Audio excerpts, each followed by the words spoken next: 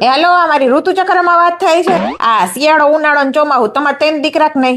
હા બરાબર. આ પેલા 2 તો ઠીક છે તમારા, પણ આ ઝીંકુ જરાક ચોમાસું વહરું કે નહીં? હે, આ બધાને 4-4 મહિનાના વારા દીધા હે તમે. શિયાળાના 4 મહિના, ઉનાળાના 4 મહિના, એ બધા એને ટાઈમે વયા છે. પણ આ ચોમાસું 6 મહિનાથી આટા મારે છે. ઓલા શિયાળાને વાહે આવવું છે, એ બિચારું ડોકિયા કરે, આવું કરે, તોય ધક્કા મારીને વચ્ચે ડબકા મુરે.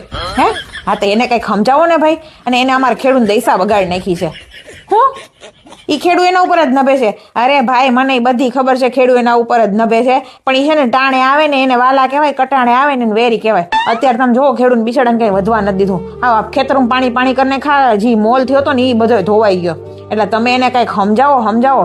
હવે એવું ના હોય કે ઝીંકું હોય ને માનતાનું હોય ને ખોટનું હોય એટલે તમારે એને કંઈ કહેવાનું નહીં. આટલા બધાને હેરાન કરે છે તો એટલું તો કહેવું પડે ને તમારે. હે, એટલે આ બધાના વારા હરખા ફિક્સ કરી નાખો 4-4 મહિનાના. એટલે કંઈક અમને ખબર પડે ને અમને હુઈ જ પડે, બરાબર? નહીં તો પછી મારે કંઈક કેવું પડશે, એટલું સમજી જાજો.